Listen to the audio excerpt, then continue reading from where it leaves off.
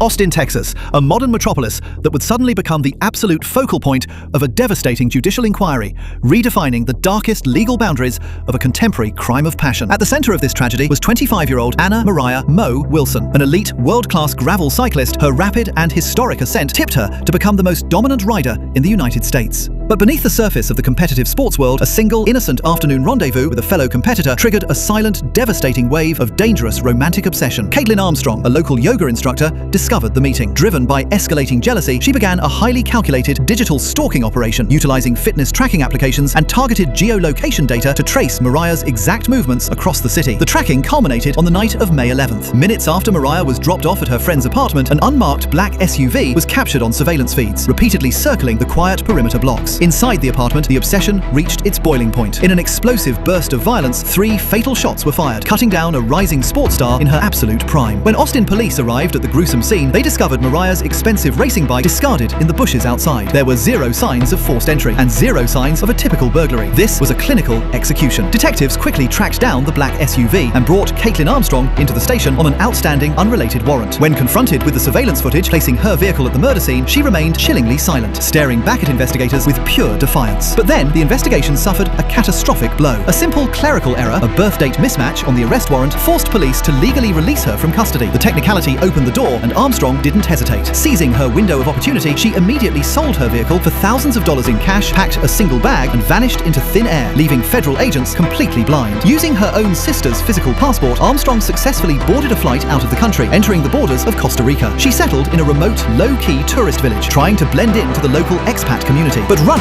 wasn't enough. To permanently sever ties with her past, she began radically altering her physical appearance. She dyed her hair, changed her style, and allegedly sought out local plastic surgery procedures to completely reshape her face. The US Marshals tracked her trail to the coastal town of Santa Teresa, but hit a wall of silence. The fugitive had effectively erased her identity, forcing the federal deputies to rethink their entire strategy. Desperate to flush her out, the Marshals deployed a brilliant digital honeypot trap. They placed fake online advertisements across local travel and community forums, explicitly looking to hire an experienced local yoga instructor. The trap snapped shut with absolute precision. Drawn by the ad, Armstrong made contact. After 43 grueling days on the run, federal deputies swarmed a hostile beachfront, bringing the international fugitive down in the sand. Extradited back to Travis County, Texas, the madness surrounding the case only intensified. Weeks before her highly anticipated murder trial was set to begin, Armstrong shocked authorities yet again. During a routine medical appointment outside the jail walls, she violently broke away from her guards. She led law enforcement on a frantic, high-velocity, half-mile sprint through a residential neighborhood, before being chased down and tackled into the dirt. Inside the courtroom, her defense team fought aggressively to suppress the evidence.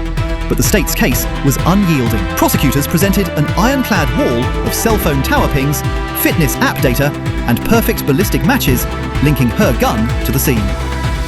The jury deliberated for barely a matter of hours.